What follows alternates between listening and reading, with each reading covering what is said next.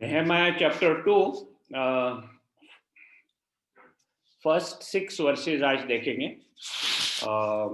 बाकी 7 to 10 next time, लेकिन 1 to 10 वो एक यूनिट है। और ये जब हम पढ़ते हैं नेहमाया चैप्टर 2 1 to 10, उधर से ये थीम निकलता है कि परमेश्वर लोगों के दैनिक जीवन के माध्यम से अपने उद्देश्य को पूरा करता है। परमेश्वर लोगों के दैनिक जीवन के माध्यम से अपने उद्देश्य को पूरा करता है। God fulfills his purpose through the daily life of people. तो आज जो हम ये पढ़ने वाले हैं उसमें हम देखेंगे कि किस तरह परमेश्वर कार्य करता है। एक चीज जो देखेंगे हम ये है कि वो व्यक्तियों को तैयार करता है। वो हर एक जो व्यक्ति है उनके हृदय को वो तैयार करता है ताकि उस परमेश्वर का जो कार्य है वो पूरा हो। दूसरा हम देखते हैं कि वह संसाधन का प्रदान करता है। ही प्रोवाइड्स द रिसोर्सेस, जो भी संसाधन की जरूरत है वो पूरा करता है अपने कार्य को कंप्लीट करने। और तीसरा है वह विरोध का सामना करने को साहस देता है। He gives the courage to face opposition. So जब हम परमेश्वर के कार्य का बारे में बात करते हैं तो ये तीन चीज हम वर्सेस 1 to 10 में से देखते हैं। हमने देखा था कि नेहमाया वो जेरूसलेम के बारे में काफी पूछताछ करता था चैप्टर 1 में, और जो जेरूसलेम से लोग आए थे उनसे वो पूछताछ किया कि जेरूसलेम के हालात किस तरह से है और जो उधर लोग हैं उनकी क्या परिस्थिति है। और जब उसने सुना कि लोग उधर शर्मिंदा थे क्योंकि उधर यरूशलेम के जो दीवार है वो टूटे पड़े थे और जो शहर है वो भी खंडर के स्थिति में था। It was in ruins. ये जब सुना वो हम देखते हैं कि वो रोने लगा। He was morning full of grief, और वो परमेश्वर के सामने उपवास करके प्रार्थना शुरुआत की थी। और वो प्रार्थना कर रहा था जेरूसलेम शहर के लिए, और उसने ये भी प्रार्थना की थी कि परमेश्वर उसे सफलता दे राजा के सामने, क्योंकि उसने ये तय किया था कि वो राजा के सामने ये बात निकालेगा। और वो प्रार्थना कर रहा था कि परमेश्वर सफलता दे और राजा के सामने उसे कृपा दे। ये वो करते गया जब तक एक उचित समय आया। और आज जो हम पैसेज देखते हैं वो उस उचित समय के बारे में है जब जिसके बारे में वो प्रार्थना कर रहा था वो समय आ गया। और हम देखते हैं कि किस तरह परमेश्वर अपना कार्य उधर पूरा कर रहा है। तो जैसे हम देखे थे कि पहला जो मुद्दा है कि परमेश्वर व्यक्तियों को तैयार करता है। और इधर दो व्यक्ति हम इस पैसेज में देखते हैं। एक है नेहमाया को किस तरह परमेश्वर ने तैयार किया था, और दूसरा है राजा आर्टाजर्क्सिस।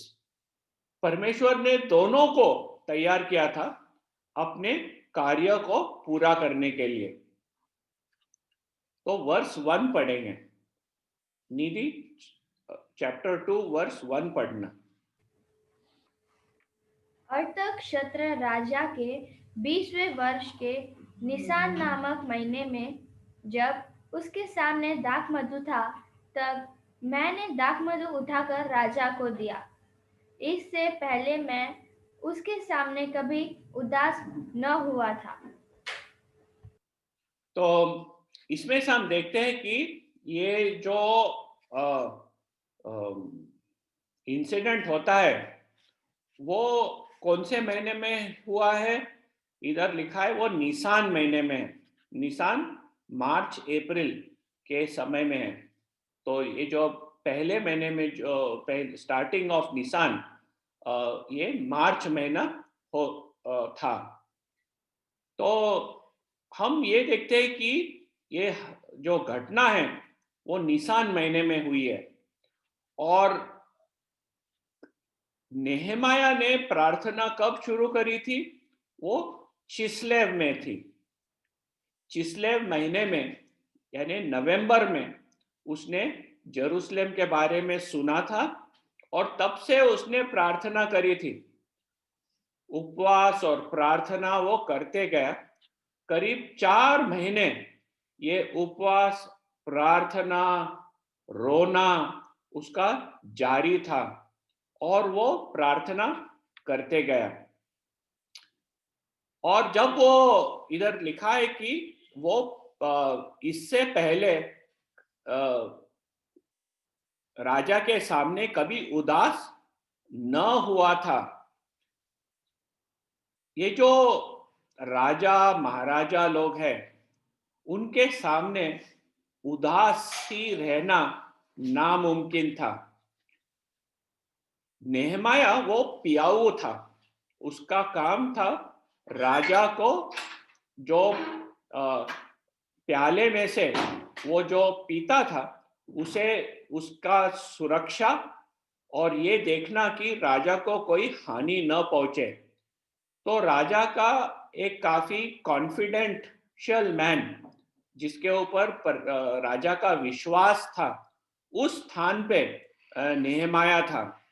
और उदास होना ये एक नामुमकिन चीज थी जब वो राजा के सामने काम कर रहा था। क्योंकि जब एक पियाऊ उसके मुंह में उदासीपना व्यक्त करता है तब एक डाउट आ सकता है कि क्या जहरीला चीज मुझे देने का कोई इंटेंशन है क्या। मीन्स लोग गिल्टी लगने लगते हैं जब मुंह हमारा बदल जाता है। तब ये हो सकता है कि कुछ गड़बड़ है। लेकिन नेहमाया के बारे में हम देखते हैं कि जो उसने उपवास और प्रार्थना की थी और ये 4 महीने करते आया था उसका प्रभाव उसके चेहरे पे दिखाई दे रहा था। ये जो उसके हृदय में जो उदासपना था और जो बोझ था वो उसके चेहरे में स्पष्ट रीत से दिखाई दे रहा था। अभी वर्ष 2 पढ़ेंगे हम। निधि वर्ष 2 पढ़ना। तब राजा ने मुझसे पूछा, तू तो रोगी नहीं है, फिर तेरा मुंह क्यों उतरा है? यह तो मन ही की उदासी होगी। तब मैं अत्यंत डर गया। तो अभी हम देखते हैं कि राजा ने उसे नोटिस किया। राजा के ध्यान में ये उसे दिखाई दिया कि नेहमाया उदास है। अभी ये जब एक बार उसने देखा तब एक पर्शियन राजा, ये पर्शियन राजा का जब हम देखते हैं वो राजाओं का राजा है। Persian Raja were like emperors. उनके नीचे अनेक राजा लोग के ऊपर वो राज्य करने का। जब उसने देखा कि नेहमाया का चेहरा उदास हो गया है तब वो किसी भी तरह से उसका व्यू ले सकता था। लेकिन हम देखते हैं कि राजा थोड़ा फेवरेबल व्यू से नेहमाया की तरफ देखने लगा। एक पूछताछ के दृष्टिकोण से नेहमाया की ओर उसने देखा। एक ही वॉज फेवरेबल और एक पूछताछ की दृष्टिकोण। तब राजा ने मुझसे पूछा। और ये पूछताछ की दृष्टिकोण हमने देखे कि उसने ये जान लिया कि इसको कोई रोक तो नहीं है, लेकिन मुंह उतरा है, और वो कहता है कि ये मन ही की उदासी हो।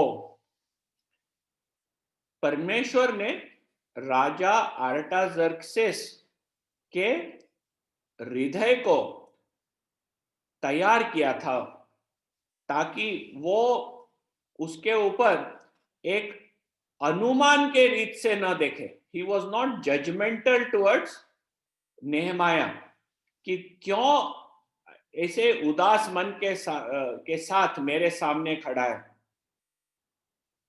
तो ये जजमेंटल या अनुमान या न्याय के आंखों से नेहमाया की तरफ नहीं देखा, लेकिन एक कृपालु रीत से वो नेहमाया के तरफ देखा।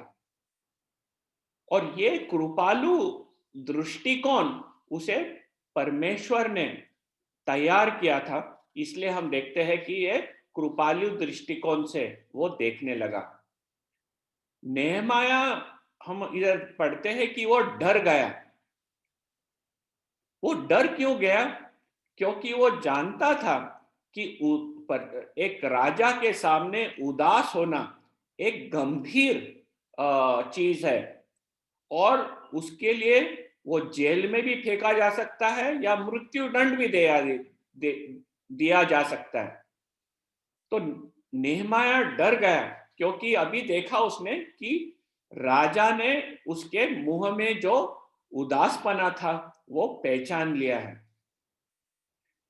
जब हम ये देखते हैं हमारे जीवन में, हमें ये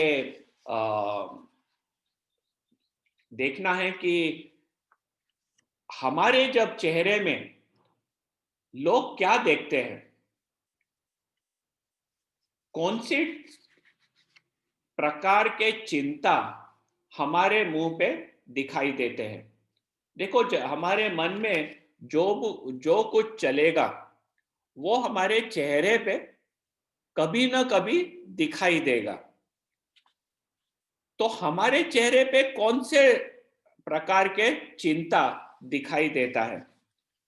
क्या ये परमेश्वर के राज्य की चिंता, उसके कलीसिया की चिंता, उसका राज्य किस तरह आगे बढ़ सकता है, हम किस तरह एक दूसरे को उत्साहित कर सकते हैं, हमारे भाई बहन किस तरह प्रभु में आगे बढ़ सकते हैं, दृढ़ हो सकते हैं, हम किस तरह वडोदरा शहर में जो लोग मृत्यु की ओर चले हैं, हम किस तरह उन्हें वचन बांट सकते हैं, हम किस तरह हमारे जो रिलेटिव्स हैं, हमारे जो परमेश्वर को नहीं पहचानते और जो मृत्यु की ओर चले हैं, जो नरक की ओर चले हैं, और जो हम जानते हैं कि अनंत काल का नरक है, इसमें से किस तरह से हम उन्हें सुवार्ता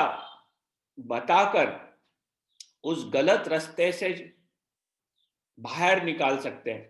जो हमारे पड़ोसी है, जो हमारा रोज का आना जाना होता है, जिसके साथ हम लोग प्यार का संबंध भी बांटते हैं, खाना देते हैं, लेते हैं, क्या हम किस तरह उन्हें सुवार्ता बता के इस गंभीर परिस्थिति में से निकाल सकते हैं? क्या ये हमारी चिंता है?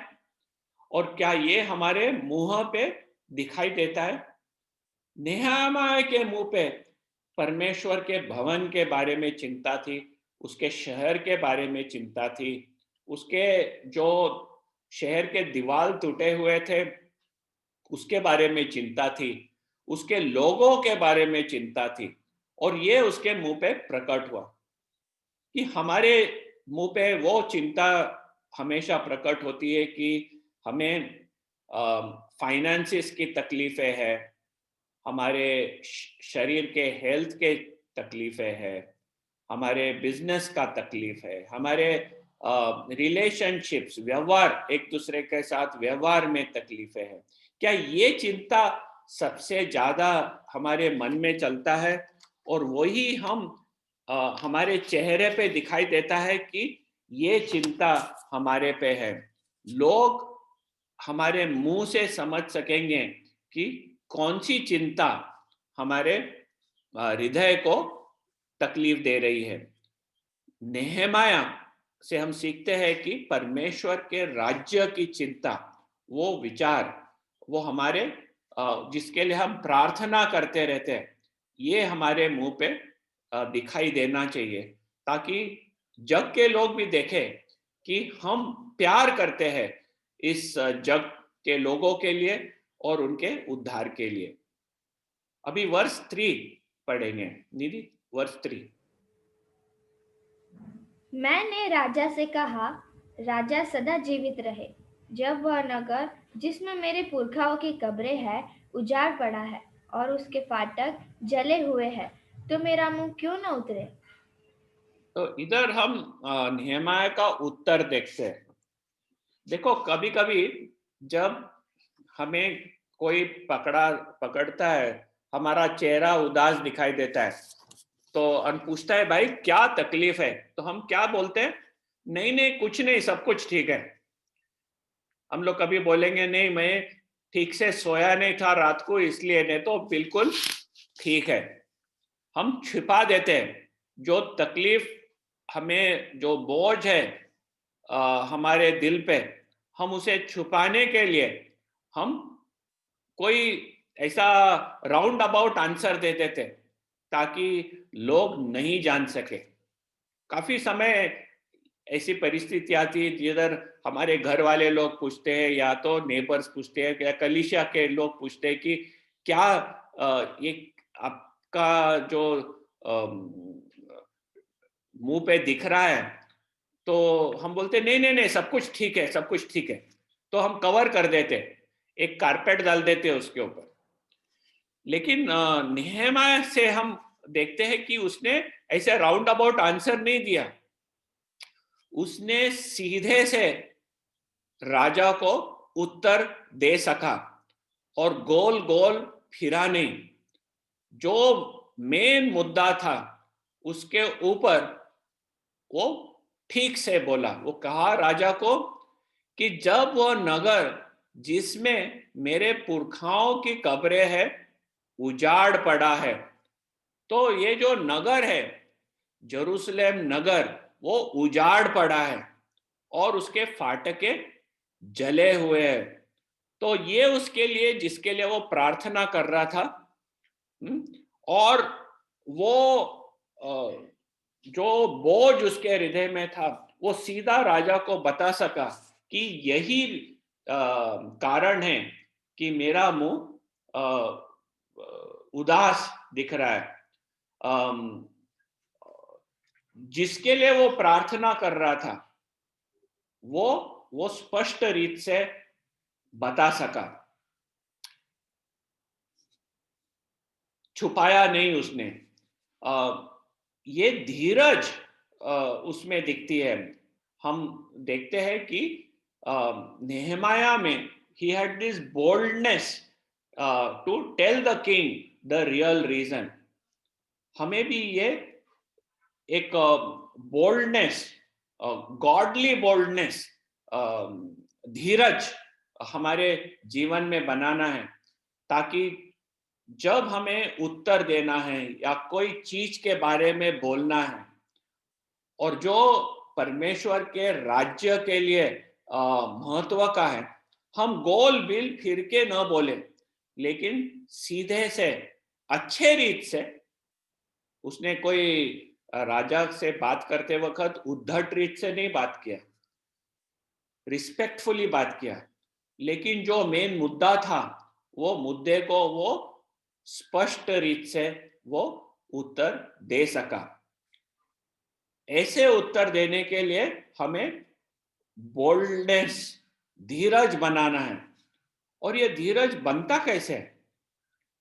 हम जब प्रार्थना करते हैं और प्रार्थना में लगे रहते हैं, तब ये धीरज हमारे में आती है।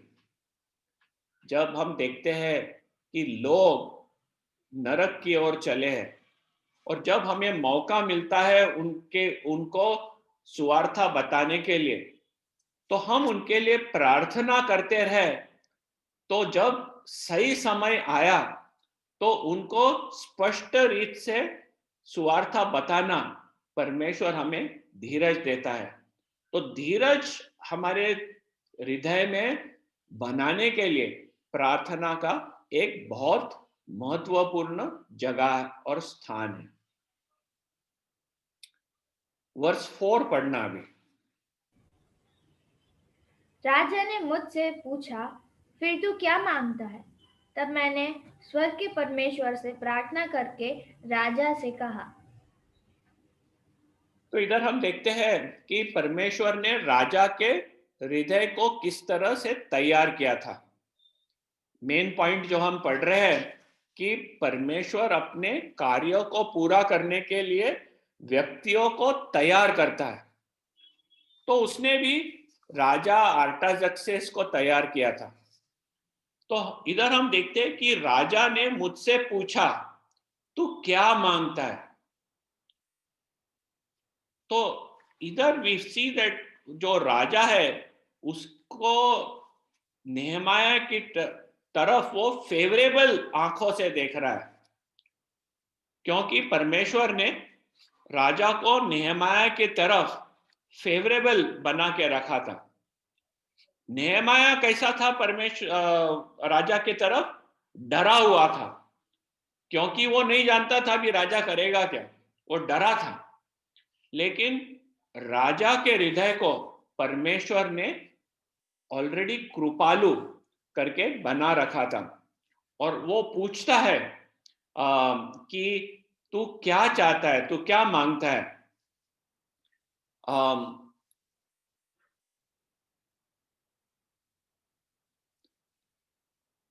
ये जो परमेश्वर ने राजा के मन को फिराया था, ये हमें ध्यान में रखना महत्व का है। हम कई समय परिस्थिति से घबरा जाते हैं, जैसे नेहमाया भी घबरा गया था। हम भी घबरा जाते हैं। हमको कोई आके कुछ पूछा या प्रश्न किया, हमारे विश्वास के बारे में प्रश्न किया, चौकसी कोई करने लगा, हम घबरा जाते हैं। लोग क्या करेंगे और क्या बोलेंगे, हमारे बारे में लोग क्या बोलेंगे और हमारे को क्या करेंगे, इससे हम घबरा जाते हैं। नेहमाया भी घबरा गया था कि राजा उसको क्या करेगा अभी। लेकिन हमें ये जानकारी रहना चाहिए कि लोगों के हृदय और मन को परिवर्तन करने वाला वो परमेश्वर है, और वो लोगों के मन को किसी भी रीत से परिवर्तित कर सकता है। उसके कार्य को पूरा करने के लिए लोगों के मन परमेश्वर के हाथ में है। फिर हम देखते हैं कि नेहमाया ने क्या किया। तब मैंने स्वर्ग के परमेश्वर से प्रार्थना करा, प्रार्थना करके राजा से कहा। तो पहला चीज, जब राजा ने उसे प्रश्न किया कि तू क्या मांगता है, तो तुरंत जवाब देने के बदले वो पहला प्रार्थना करता है। अभी देखो सिचुएशन कैसी है उधर। वो राजा के सामने खड़ा है, उसके आंखें राजा के तरफ है, लेकिन नेहमाया का हृदय परमेश्वर की तरफ देख रहा है। आंख राजा की तरफ है, उसके आंख राजा की तरफ है, लेकिन उसका हृदय परमेश्वर की तरफ केंद्रित है, और उस परमेश्वर के साथ वो प्रार्थना करता है। जब हम गंभीर परिस्थिति में आते हैं, तब इसमें से बहुत सीखने मिलता है कि जब हम गंभीर परिस्थिति में आते हैं और गंभीर परिस्थिति का सामना कर रहे हैं आमने सामने, हमारा हृदय परमेश्वर की तरफ देखना है ताकि उससे हम बात कर सके।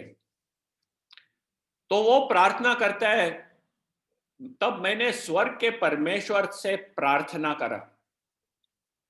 इसको कोई कोई लोग एरो प्रेयर करके कहते हैं, एक तीर जैसा प्रार्थना। तीर कैसा रहता है? एक तीर को लो, बो में डालो, खींचो और छोड़ दो, वो तीर अपना चलने लग जाता है। जैसे एक तीर करके छोड़ा जाता है, तो इसको कहते हैं एक एरो प्रेयर, एक तीर जैसे प्रार्थना। It's an upward glance to God. पर हमें शब्द वापरने के लिए समय नहीं है। हमें लंबे लंबे प्रार्थना, देखो हम लोग प्रार्थना करते हैं तो कभी कभी ऐसा लगता है कि लंबा प्रार्थना करने में कोई ज्यादा महत्व है, तो हम लोग हमारा प्रार्थना खींचा तानी करके बहुत लंबा बना देते हैं। लेकिन परमेश्वर हमारे हृदय को देखने वाला परमेश्वर है। वो हमारे हृदय को जानता है, और जब हम उसकी तरफ देखते हैं वो हमारे हृदय को सुनता है। शब्द तो हम वापरते, लेकिन वो हमारे हृदय को सुनने वाला परमेश्वर है। और ऐसे समय जब न शब्द वापरने के लिए समय है, ना समय ही है किसके लिए, जब हम परमेश्वर की तरफ देखते हैं, ये एक प्रार्थना परमेश्वर सुनता है। और नेहमाया से के परिस्थिति से हम देखते हैं कि वो राजा के सामने खड़े रह के ये प्रार्थना परमेश्वर के सामने करता है। तब वो घुटने पे नहीं गिरता है, वो आंख बंद करके हाथ जोड़ा के बाजू जाके प्रार्थना नहीं कर रहा है। वो राजा उसके साथ बात कर रहा है, उसे राजा के सामने रहना है, और उसी समय अपने हृदय से वो प्रार्थना कर लेता है। जब हम ये प्रार्थना करने का उसे कैसे एबिलिटी आई, ये कैसे नेहमाया ये प्रार्थना कर सका? नेहमाया इस तरह राजा के सामने रहकर भी परमेश्वर के सामने प्रार्थना इसलिए कर सका क्योंकि 4 महीने वो अपने खोली में रोकर उपवास करके इस चीज के लिए प्रार्थना कर रहा था। जब हम जब हम शांति में रहते हैं, शांतपना में रहते हैं, इन द क्वाइटनेस, और जब हम प्रार्थना रेगुलरली करते हैं कोई भी चीज के लिए, तब हम ये एबिलिटी डेवलप करते हैं।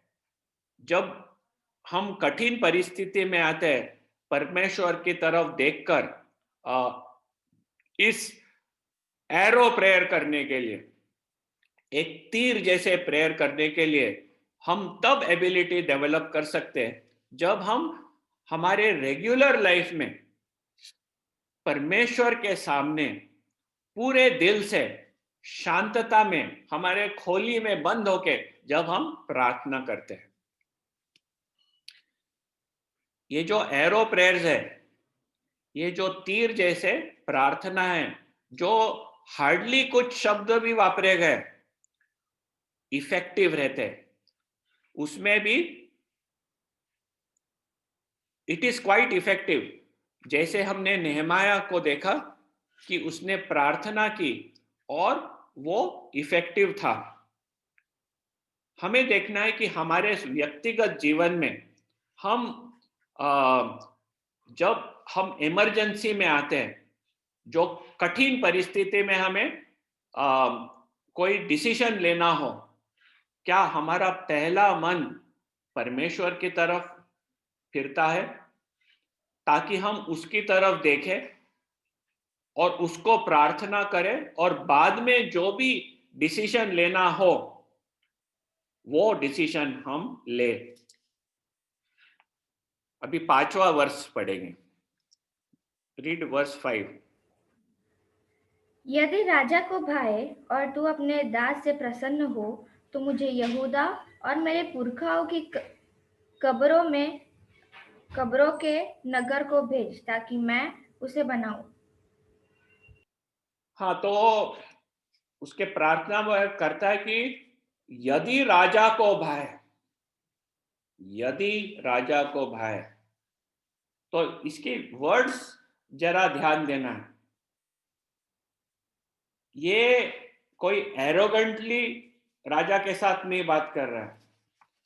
वो बोलता है कि यदि राजा को भाए तो तू अपने दास से प्रसन्न हो, तो अम, अम, तू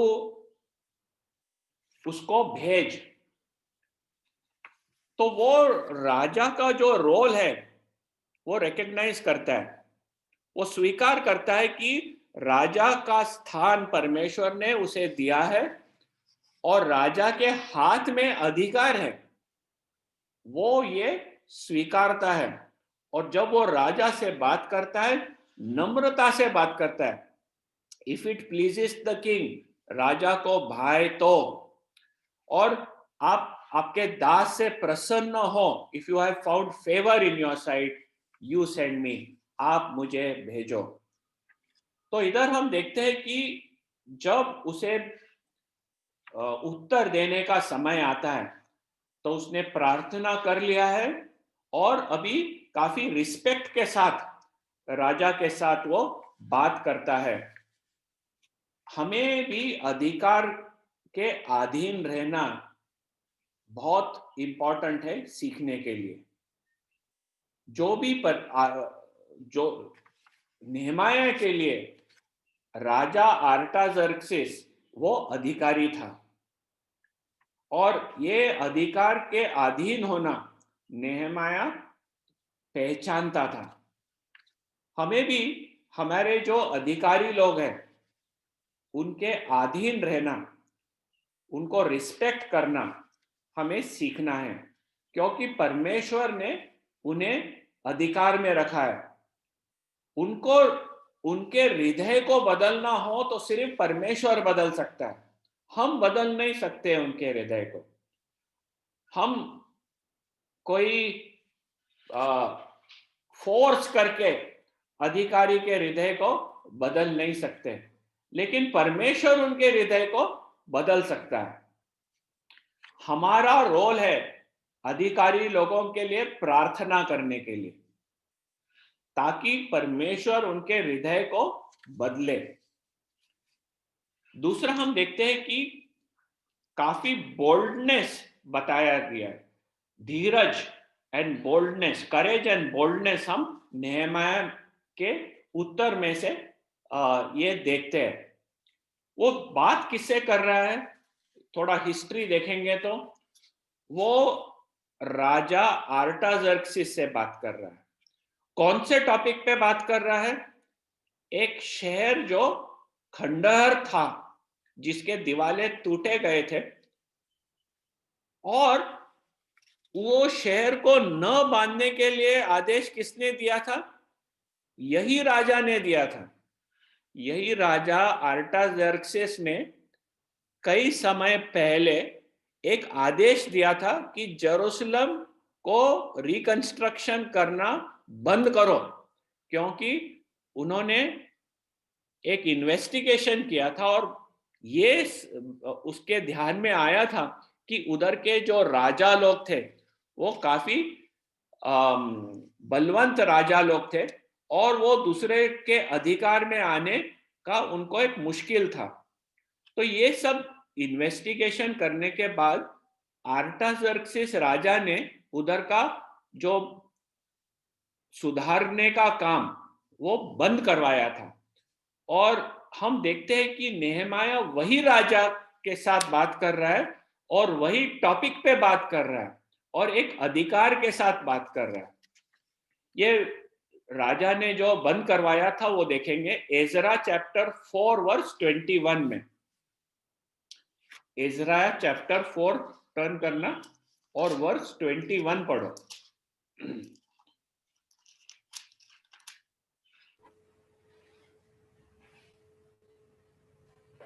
इसलिए अब इस आज्ञा का प्रचार कर कि वे मनुष्य रोके जाए, और जब तक मेरी ओर से आज्ञा न मिले तब तक वह नगर बचाया न जाए।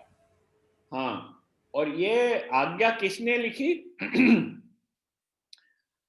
आर्टास वर्स 7 में आप देखेंगे, Ezra chapter 4 verse 7, in the days of Artaxerxes, फिर अर्थशस्त्र के दिन में कुछ कुछ हुआ, और उसके राज्य में ये जो सिटी का रिपेयर्स उन्होंने बंद करवाया था। तो ये जो आदेश दिया था, इसलिए अब इस आज्ञा का प्रचार कर कि जब तक मेरी ओर से आज्ञा न मिले तब तक वह नगर बनाया न जाए। तो यही राजा आर्टाजर्क्सिस ने उस शहर के रिपेयर को बंद करवाया था, एक आज्ञा देकर।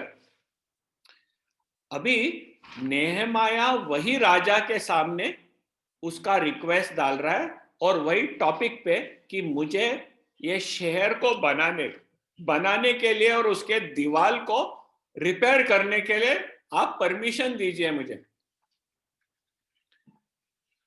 हम देखते हैं कि नेहमाया वॉज बोल्ड,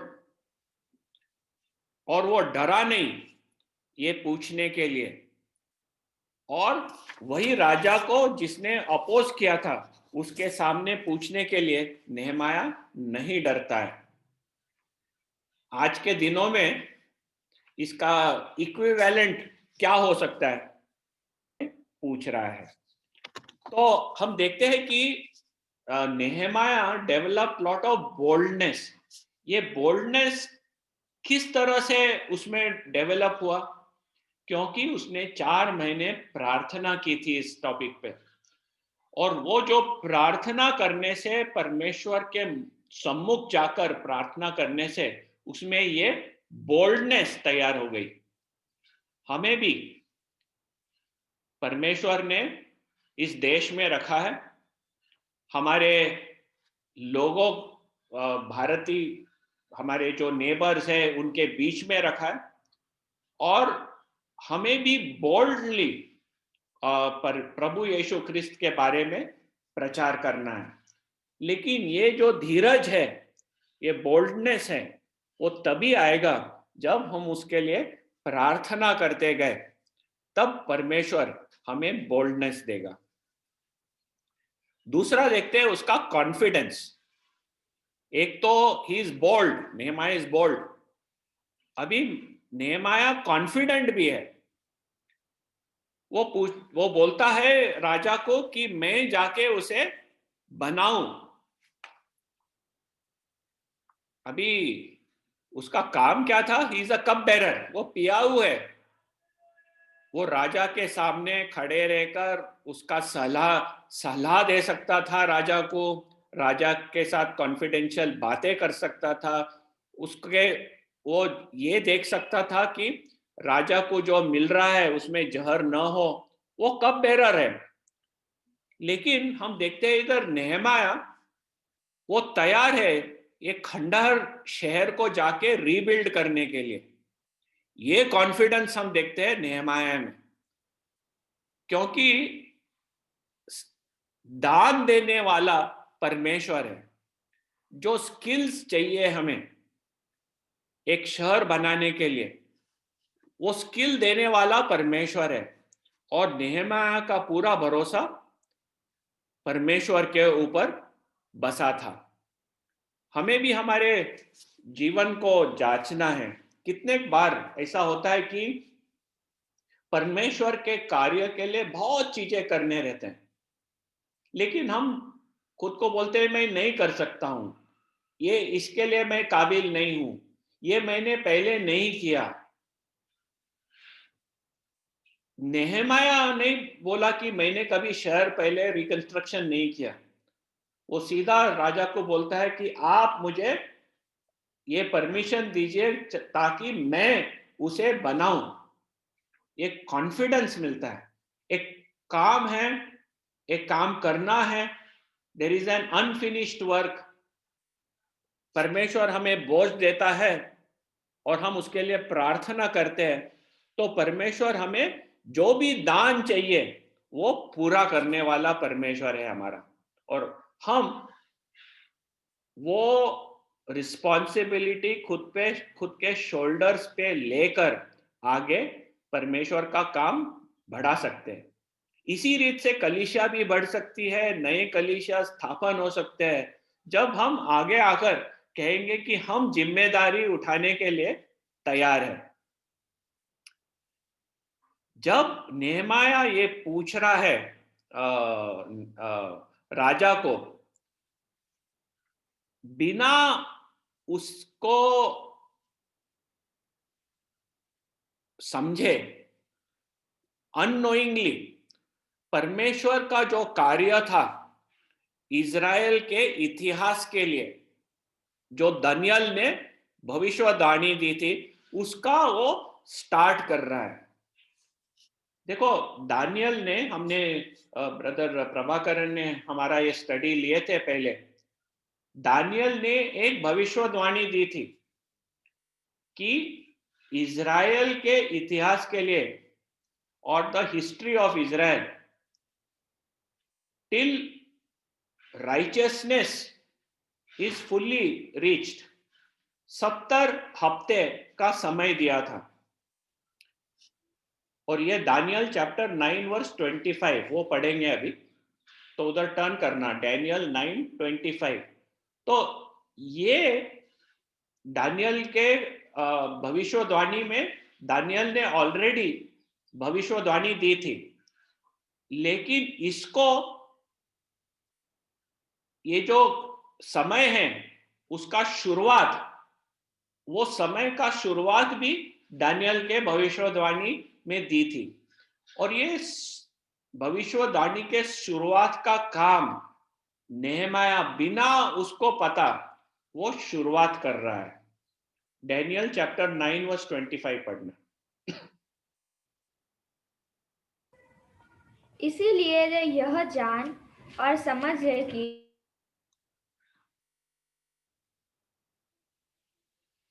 हाँ, बराबर।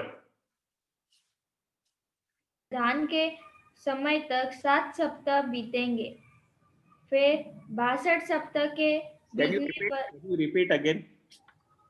फिर पूरा। हाँ, पूरा। इसलिए यह जान और समझ ले कि यरूशलेम को फिर बसाने की आज्ञा के निकलने से लेकर अभिषिक्त प्रधान के समय तक 7 सप्ताह बीतेंगे, फिर 62 सप्ताहों के बीतने पर चौक और खाई समेत वह नगर नष्ट के समय में फिर बसाया जाएगा। 26। उन 62 सप्ताहों के बीतने पर अभिषिक्त पुरुष काटा जाएगा। हाँ, और बस। तो इधर लिखा है कि यरूशलेम के फिर बसाने की आज्ञा के निकलने से लेकर 7 सप्ताह और 62 सप्ताह, ये 69 वीक्स के बाद अभिषिक्त पुरुष काटा जाएगा। तो ये एक भविष्यवाणी है जो मसीहा के यरूशलेम में मसीहा करके आने का भविष्यवाणी, और उसके बाद उसकी मृत्यु बलिदान के बारे में अभिषिक्त पुरुष काटा जाएगा। लेकिन ये 69 वीक्स कब शुरू होते हैं?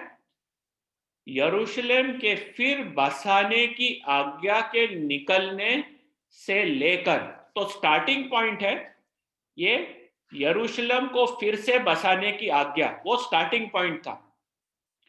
और ये स्टार्टिंग पॉइंट नेहमाया के ये प्रार्थना के द्वारा और राजा को जो उसने पूछा उसके द्वारा स्टार्ट हो रहा है। अभी वर्स 6 पढ़ना, नेहमाया चैप्टर 2 वर्स 6।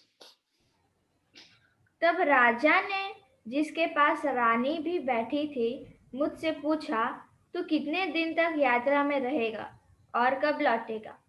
तब अतः राजा मुझे भेजने को प्रसन्न हुआ और मैंने उसके लिए एक समय नियुक्त किया। तो हम देखते हैं कि राजा का खास आदमी था नेहमाया, और राजा चिंतित था तो उससे पूछता है कि तुम कितने दिन के लिए जाएंगे और कब लौटने वाले हैं। तब नेहमाया उसे उत्तर देता है। उत्तर में तो लिखा नहीं है कि क्या जवाब देता है, लेकिन हम इतिहास से देखते हैं कि नेहमाया करीब 12 साल के लिए उधर से गया था। और जब राजा को ये उत्तर मिलता है, तब वो उसको नेहमाया को भेजने को प्रसन्न होता है। यानी राजा आज्ञा देता है। जो नेहमाया ने प्रपोजल उसके सामने रखा था, वो प्रपोजल को राजा पास कर देता है और आदेश देता है, ये जो खंडहर शहर को बांधकाम शुरुआत करने और उसके दीवालों को रिपेयर करने के लिए जो आदेश है, इस समय अर्थशास्त्र राजा आदेश देता है। और ये आदेश है स्टार्टिंग पॉइंट। डैनियल 9:25 जो हमने पढ़े, जो 70 हफ्ते जो इजराइल के लिए नियुक्त किए गए हैं, वो स्टार्टिंग पॉइंट इधर से शुरुआत होती है। 69 वीक्स हम देखते हैं प्रभु यीशु ख्रिस्त के यरूशलेम में मसीहा करके प्रवेश करने और उसके मृत्यु के समय तक 69 वीक्स बीत जाते हैं।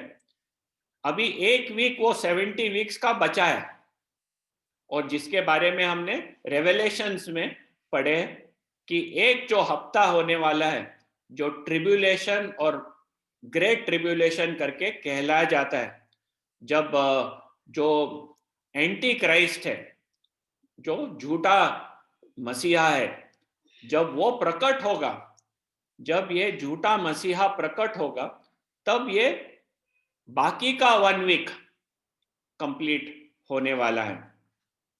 तो हम देखते हैं कि किस तरह परमेश्वर का कार्य नेहमाया के द्वारा प्रकट हुआ है, और राजा ने किस तरह से ये आदेश दिया यरूशलेम को बांधने के लिए। हम ये प्रोवर्ब्स 21:1 पहले भी पढ़े हैं, वापिस आज पढ़ेंगे। Proverbs chapter 21 verse 1। निधि वो खोल के पढ़ना।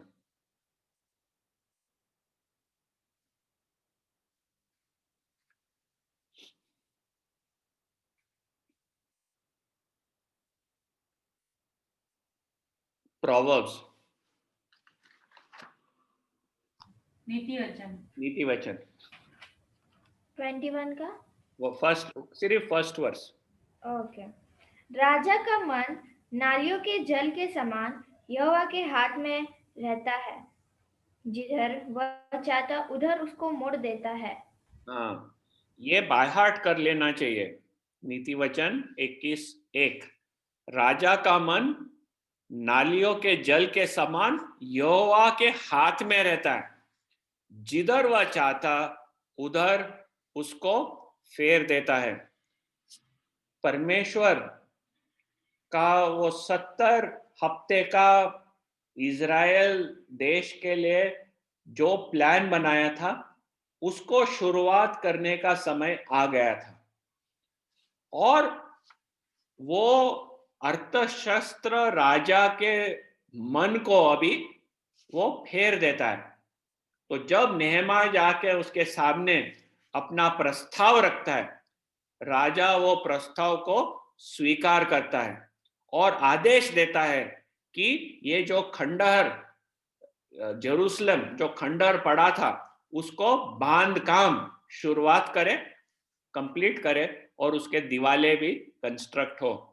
तो हमने देखे कि परमेश्वर उसके जो डिवाइन प्लान्स है, उसकी जो योजना है, जो इज़राइल के लिए और पूरे मानव जाति के उद्धार के लिए जो परमेश्वर का जो प्लान है,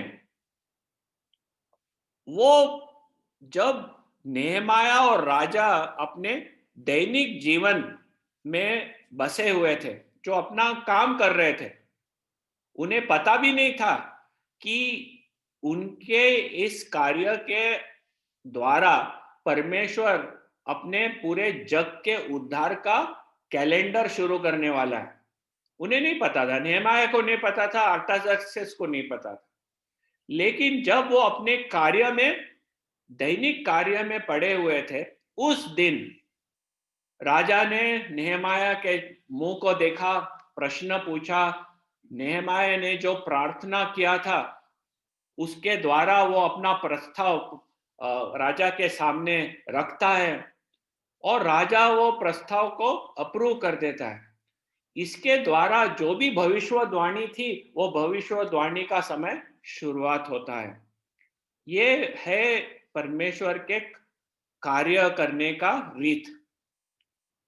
क्या हम जानते हैं हमारे जीवन में कि हम लोग भी हमारे जो दैनिक जीवन के चीजों है उसमें बसे हुए हैं, और हमें ये जागृति रहना चाहिए कि जो कार्य परमेश्वर हमारे जीवन में कर रहा है, उसके द्वारा वो हमारे जीवन से बढ़कर और भी बड़े बड़े कार्य करता है। कभी हमें ऐसा लगता है कि ये कठिनाई क्यों आई मेरे जीवन में, ये प्रश्न मेरे जीवन में क्यों आ रहा है। ये आर्थिक परिस्थिति बोलो या शारीरिक परिस्थिति बोलो या व्यवहारिक परिस्थिति, ये जो प्रॉब्लम्स आ रहे हैं, जो मेहनत करते जाता हूं दिन रात, तो हमें ये याद रखना है कि ये हमारे दैनिक जीवन है। लेकिन हम वो दैनिक जीवन किस तरह से परमेश्वर के राज्य को ध्यान में रखते वक्त प्रार्थना में जब करते हैं, तब परमेश्वर हमारे सिर्फ समस्या हल नहीं करता है, वो हमारे जीवन के द्वारा और बहुताई से उसके जग में जो उसका कार्य चल रहा है वो पूरा करता है। और हमें बहुत सावधानी से हमारा जीवन जीना है, बहुत सावधानी से हमें हमारा जीवन जीना है, क्योंकि हमारा सिर्फ हमारे जीवन के बारे में जो हमारा हालचाल चलता है रोज, वो सिर्फ हमारे जीवन का एक स्टोरी नहीं है।